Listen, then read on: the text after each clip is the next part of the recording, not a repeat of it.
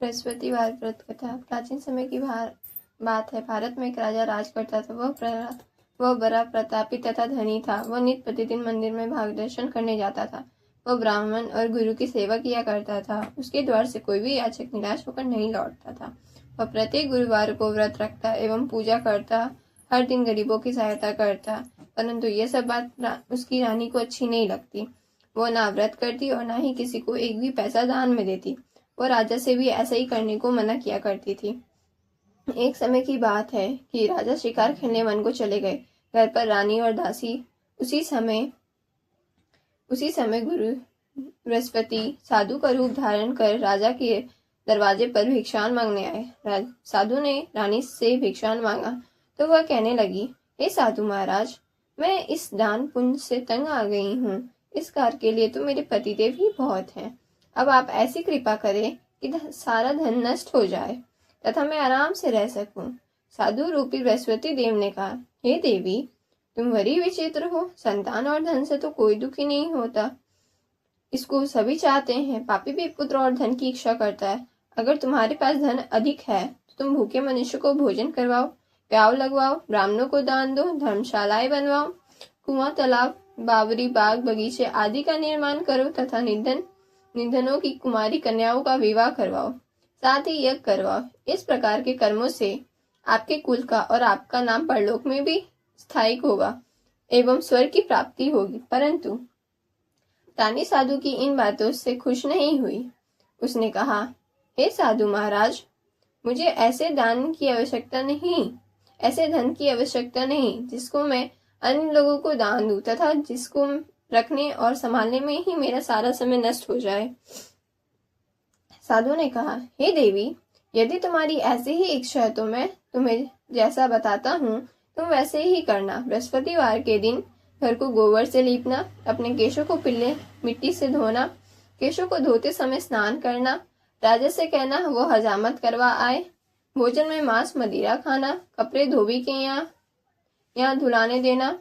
इस प्रकार 7 बृहस्पतिवार करने से तुम्हारा धन नष्ट हो जाएगा। यह कहकर साधु महाराज रूपी बृहस्पति देव अंतर्ध्यान हो गए। रानी ने साधु के कहने के अनुसार 7 बृहस्पतिवार तक वैसा ही करने का विचार किया। साधु के बताए अनुसार कार्य करते हुए केवल 3 ही बृहस्पतिवार हुए थे कि उसकी समस्त धन संपत्ति नष्ट हो गई। भोजन के लिए दोनों समय परिवार तरसने लगा तथा सांसारिक भागों से दुखी रहने लगा। तब वो राजा रानी से कहने लगी कि हे रानी, तुम यहाँ पर रहो, मैं दूसरे देश को जाता हूँ, क्योंकि यहाँ पर मुझे सभी मनुष्य जानते हैं, इसलिए मैं यहाँ कोई कार्य नहीं कर सकता। अब मैं परदेश जा रहा हूँ, वहाँ कोई काम धंधा करूंगा, शायद हमारे भाग बदल जाए। ऐसा कहकर राजा परदेश चला गया। वो वहाँ जंगल से लकड़ियां काट कर लाता और शहर में बेचता। इसी तरह जीवन व्यतीत करने लगा। इधर राजा के बिना रानी और दासी दुखी रहने लगी। किसी दिन भोजन मिलता और किसी दिन जल पीकर ही रह जाती। एक समय रानी और दासी को 7 दिन बिना भोजन के व्यतीत करना पड़ा। तो रानी ने अपनी दासी से कहा, हे दासी, यहाँ पास के ही नगर में मेरी बहन रहती है। वो बड़ी धनवान है। तू उसके पास जा और वहां से 5 सेर भेजर मांग के ले आ, जिससे कुछ समय के लिए गुजारा हो जाएगा। दासी रानी की बहन के पास गई। रानी की बहन उस समय पूजा कर रही थी। बृहस्पतिवार का दिन था। दासी ने रानी की बहन से कहा, हे रानी, मुझे आपकी बहन ने भेजा है, मुझे 5 सेर भेजर दे दो। दासी ने यह बात अनेक बार कही, परंतु रानी की बहन ने कोई उत्तर नहीं दिया, क्योंकि वह उस समय बृहस्पतिवार की कथा सुन रही थी। जब दासी को रानी की बहन से कोई उत्तर नहीं मिला तो वो बहुत दुखी हुई। उसे क्रोध भी आया। वह लौटकर रानी से बोली, हे रानी, आपकी बहन बहुत ही धनी स्त्री है। वह छोटे लोगों से बात नहीं करती। मैंने उससे कहा तो उसने कोई उत्तर नहीं दिया। मैं वापस चली आई। रानी बोली, हे दासी, इसमें उसका कोई दोष नहीं है। जब बुरे दिन आते हैं तब कोई सहारा नहीं देता। अच्छे बुरे का पता व्यक्तित्व में ही लगता है। जो ईश्वर की इच्छा होगी वही होगा। यह सब हमारे भाग का दोष है। उधर रानी की बहन ने सोचा कि मेरी बहन की दासी आई थी, परंतु मैं उससे नहीं बोली, इससे वो बहुत दुखी हुई होगी।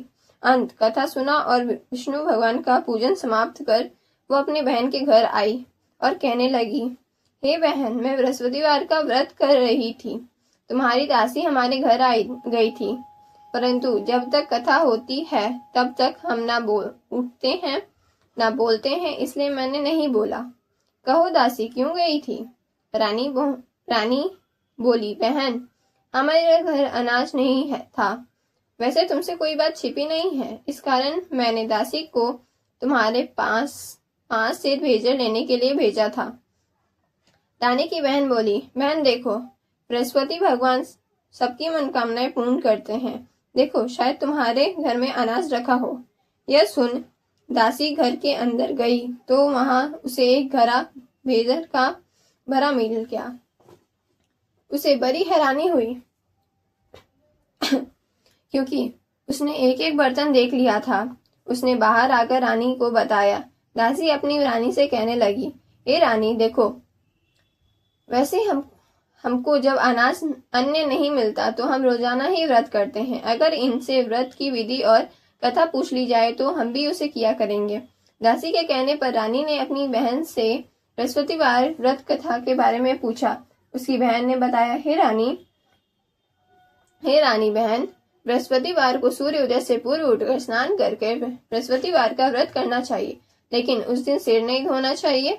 बृहस्पतिवार के व्रत में चने की दाल और मुनक्का से विष्णु भगवान का केले के वृक्ष की जड़ में पूजन करे तथा दीपक जलवाए। उस दिन एक ही समय भोजन करे। भोजन पीले खाद प्रदान का करे तथा कथा सुने। इस प्रकार करने से गुरु भगवान प्रसन्न होते हैं, पुत्र अन्य धन देते हैं, मनोकामनाएं पूर्ण करते हैं। वो व्रत और पूजा की विधि बताकर रानी की बहन अपने घर लौट गई। रानी और दासी दोनों ने निश्चय किया कि बृहस्पति देव भगवान का पूजन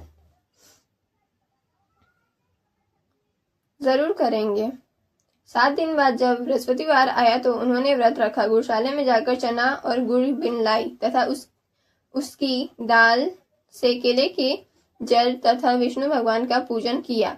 अब भोजन पीले कहां से आए? दोनों बड़ी दुखी हुई, परंतु उन्होंने व्रत किया था, इस कारण बृहस्पति देव प्रसन्न थे। बृहस्पति भगवान प्रसन्न थे। एक साधारण व्यक्ति के रूप में वे 2 थालों में सुंदर पीला भोजन लेकर आए और दासी को देकर बोले, हे दासी, यह भोजन तुम्हारे और रानी के लिए है, तुम दोनों करना। दासी भोजन पाकर बड़ी प्रसन्न हुई और रानी से बोली, रानी जी भोजन कर लो। रानी को भोजन आने के बारे में कुछ पता नहीं था, इसलिए वह दासी से बोली, जा तू ही भोजन कर, क्योंकि तू हमारे व्यक्तित्व पे हंसी उड़ाती है। दासी बोली, एक व्यक्ति भोजन दे गया है। रानी कहने लगी, वो भोजन तेरे लिए ही दे गया होगा, तू ही भोजन कर। दासी ने कहा, वह व्यक्ति हम दोनों के लिए 2 थालों में भोजन दे गया है, इसलिए मैं और आप दोनों ही साथ साथ भोजन करेंगे। दोनों ने गुरु भगवान को नमस्कार कर भोजन प्रारंभ किया। उसके बाद से वे प्रत्येक बृहस्पतिवार को गुरु भगवान का व्रत और पूजन करने लगी।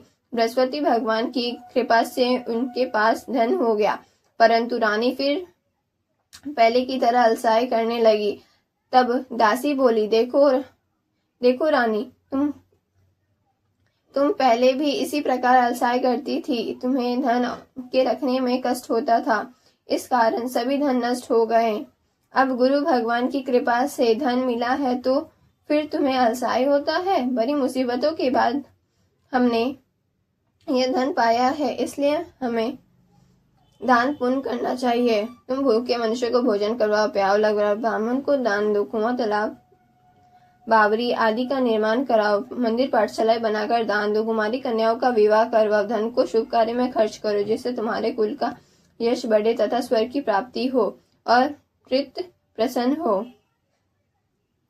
दासी की बात मानकर रानी ने इस प्रकार के कर्म करने प्रारंभ किए, जिससे उनका काफी यश फैलने लगा।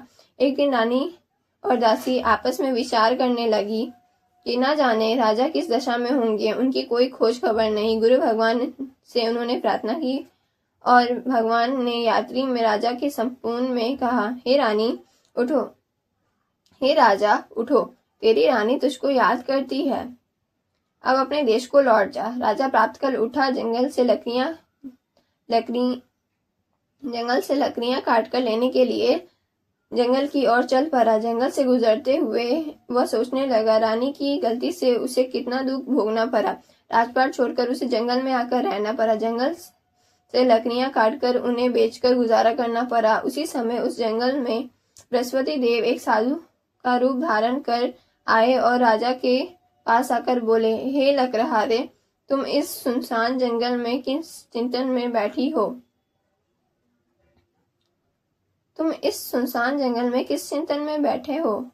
मुझे बताओ। यह सुन राजा के नेत्रों में जल भर आया और साधु की वंदना कर बोले, हे प्रभु, आप सब कुछ जानने वाले हैं। इतना कहकर राजा ने साधु को अपनी संपूर्ण कहानी सुना दी। महात्मा दयालु होते हैं। वे राजा से बोले, हे राजा, तुम्हारी पत्नी ने बृहस्पति देव के प्रति अपराध किया था, जिसके कारण तुम्हें यह सब दशा हुई। अब तुम किसी प्रकार का चिंतन मत करो। भगवान तुम्हें पहले से अधिक धन देंगे। देखो, तुम्हारी पत्नी ने बृहस्पतिवार का व्रत प्रारंभ कर दिया है। अब तुम भी बृहस्पतिवार का व्रत करके चने की दाल व गुड़ जल के लोटे में डालकर केले का पूजन करे। फिर कथा कहो या सुनो। भगवान तुम्हारी सभी मनोकामनाएं को पूर्ण करेंगे। साधु को प्रसन्न देखकर राजा बोले, हे प्रभु, मुझे लकड़ी बेचकर इतना पैसा भी नहीं बचता जिससे मैं भोजन करने के उपरांत कुछ बचा सकूं। मैंने यात्रा में अपनी रानी को व्याकुल देखा। मेरे पास कोई साधन नहीं जिससे मैं समाचार जान सकूं। फिर मैं बृहस्पति देव की क्या ही कहानी कहूं? मुझको तो कुछ भी मालूम नहीं। साधु ने कहा, हे राजा, तुम किसी बात का चिंतन मत करो।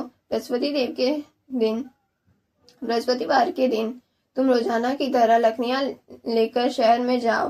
तुम्हें रोजाना से दुगना धन प्राप्त होगा, जिससे तुम भाली भांति भोजन कर लोगे तथा बृहस्पति देव की पूजन का सामान भी आ जाएगा। बृहस्पति देव की कथा इस प्रकार है। बृहस्पति देव की कथा। प्राचीन काल में एक बहुत ही निर्धन ब्राह्मण था। उसकी कोई संतान नहीं थी। वह नित्य पूजा पाठ करता, परंतु उसकी बीवी बहुत मलिनता के साथ रहती। वह ना स्नान करती और ना किसी देवता का पूजन करती। प्रातःकाल उठते ही सर्वप्रथम भोजन करती, बाद में कोई अन्य कार्य करती। ब्राह्मण देवता बहुत दुखी रहते थे, परंतु पत्नी को बहुत समझाते, किंतु उसका कोई परिणाम ना निकलता। भगवान की कृपा से ब्राह्मण की स्त्री को एक कन्या उत्पन्न हुई। वह कन्या अपने पिता के घर में बड़ी होने लगी। वह बालिका प्राप्त स्नान करके भगवान विष्णु का जाप करती। वह बचपन से ही बृहस्पतिवार का व्रत भी करने लगी। पूजा पाठ समाप्त कर स्कूल जाती, अपने मुट्ठी में जौ भर कर ले जाती और पाठशाला जाने के मार्ग में डालती जाती। वह जौ स्वर्ण के हो जाते तो लौटते समय उनको बीनकर घर ले आती। एक दिन वह बालिका सूप में उन सोने के जौ को फटक कर साफ कर रही थी। तभी उसकी माँ ने देख लिया और कहा, हे बेटी, सोने के जौ को फटकने के लिए सोने का सूप होना चाहिए। दूसरा दिन गुरुवार था।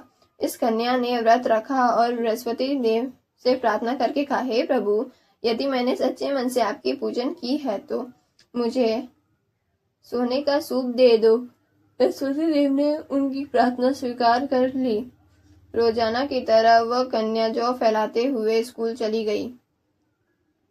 स्कूल से लौटकर जब वह जौ बीन रही थी तो बृहस्पति देव की कृपा से उसे सोने का सूप मिला।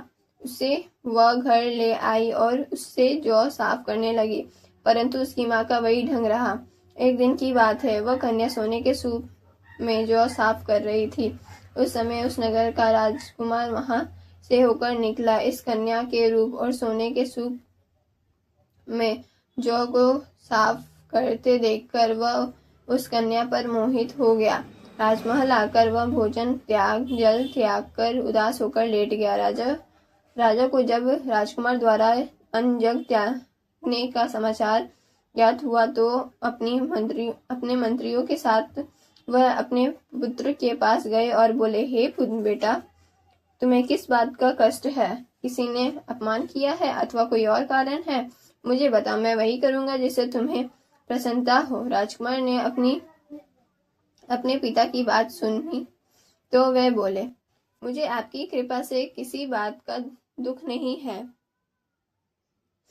किसी ने मेरा अपमान भी नहीं किया है, परंतु मैं उस लड़की के साथ विवाह करना चाहता हूँ जो सोने के सूप में जौ साफ कर रही थी। यह सुन राजा आश्चर्य में पड़ गया और बोला, हे बेटा, इस तरह की कन्या का पता तुम ही लगवाओ, मैं उसके साथ तुम्हारा विवाह अवश्य करवाऊंगा। राजकुमार ने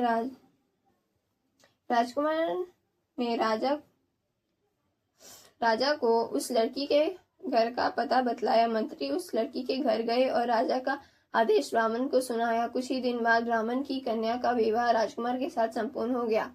कन्या के घर से जाते ही उसी ब्राह्मण देवता के घर में पहले की भांति गरीबी का निवास हो गया। अब भोजन के लिए भी अन्न बड़ी मुश्किल से मिलता था। एक दिन दुखी होकर ब्राह्मण अपनी पुत्री से मिलने गया। बेटी ने पिता की दुख की अवस्था को देखा और अपनी माँ का समाचार पूछा। ब्राह्मण ने सभी हाल कहा।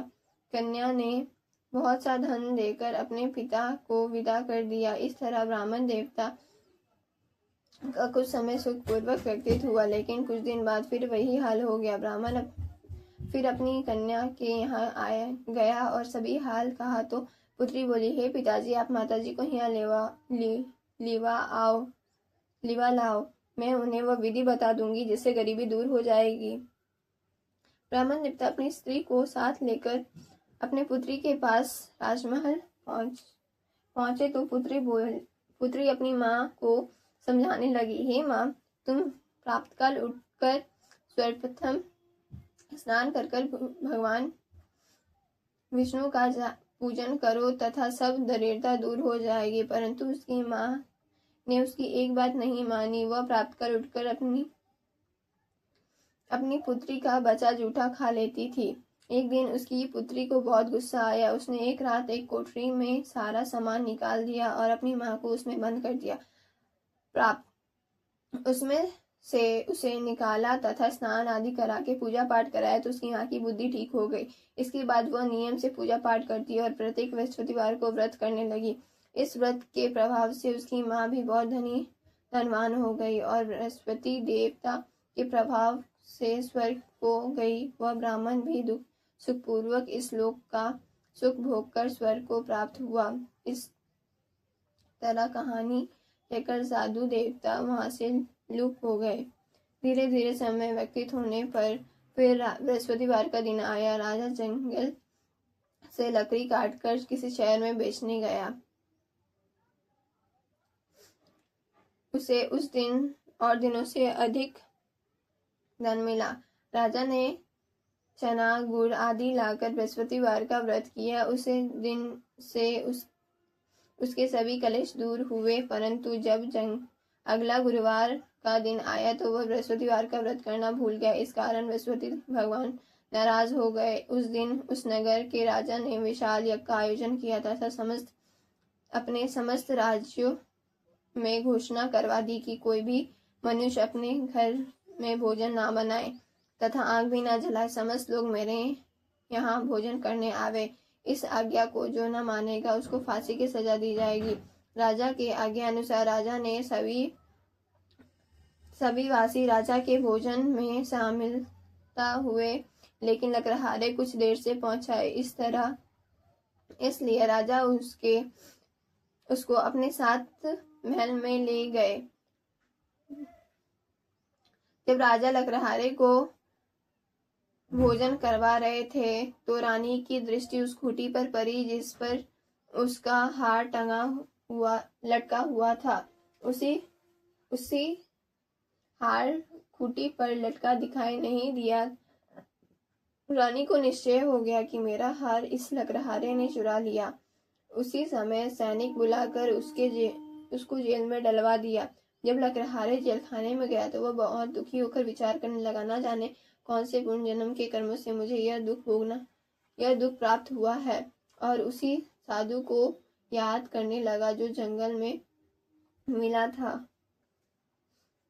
तत्काल बृहस्पति देव साधु के रूप में प्रकट हो गए और उसकी दशा को देखकर कहने लगे, अरे मूर्ख, तूने बृहस्पति देवता की कथा नहीं कही, इसी कारण तुझे दुख प्राप्त हुआ है। अब चिंता मत कर, बृहस्पति देव के दिन जेलखाने के दरवाजे पर 4 पैसे मिलेंगे। उनसे तू बृहस्पति देव की पूजा करना तो तेरे सभी कष्ट दूर हो जाएंगे।